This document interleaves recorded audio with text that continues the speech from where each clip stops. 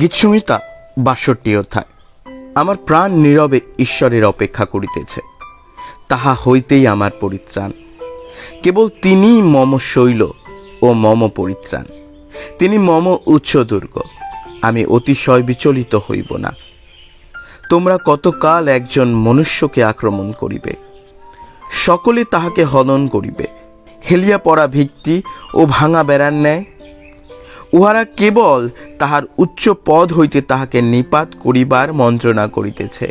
উহারা মিথ্যা কথায় আমোদ করে, উহারা মুখে আশীর্বাদ করে কিন্তু অন্তরে শাপ দেয়।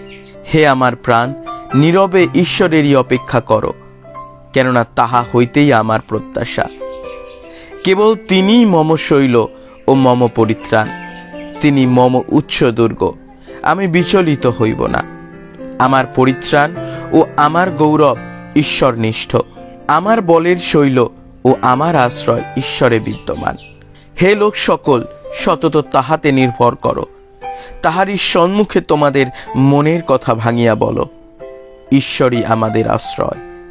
সামান্য লোকেরা বাষ্প মাত্র, মান্যবান লোকেরা মিথ্যা, তাহাদিওকে তৈল করিলে তাহারা উপরে উঠে, তাহাদের সর্বস্ব বাষ্প অপেক্ষা লঘু। তোমরা উপদ্রবে নির্ভর করিও না, অপহরণের শ্লাঘা করিও না, ঐশ্বর্যের বাহুল্য হইলে তাহাতে মন দিও না। ঈশ্বর একবার বলিয়াছেন, দুইবার আমি এই কথা শুনিয়াছি, পরাক্রম ঈশ্বরেরই।